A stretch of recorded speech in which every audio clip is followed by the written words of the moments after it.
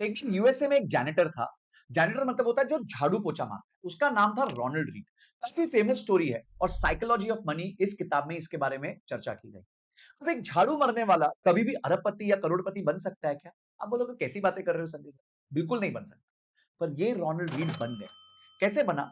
जब वो झाड़ू मारता था और उसके पास जो भी पैसे बचते थे, वो यूएसए में index fund, passive index fund S and P 500, जैसे भारत में निफ्टी 50 है, वैसे यूएसए में एस&पी 500 है।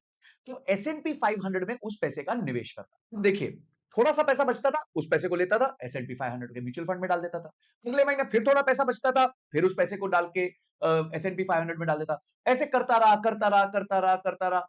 देखिए, झाड़ू मारने से आप देश के 1% में तो आ नहीं सकते, क्योंकि झाड़ू मारना मतलब आपकी आमदनी बहुत कम होगी, आपकी तनख्वाहें बहुत कम होगी।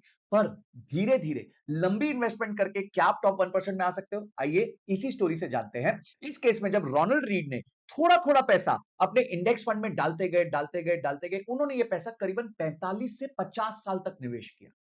45 से 50 साल तक निवेश किया और अंत में आपको पता है वो अमाउंट कितना हुआ? आप बोलोगे सर हो गया होगा 1 करोड़, 2 करोड़, 3 करोड़, 5 करोड़ हो गया होगा 40 साल में, 50 साल में। उससे ज्यादा क्या हुआ होगा?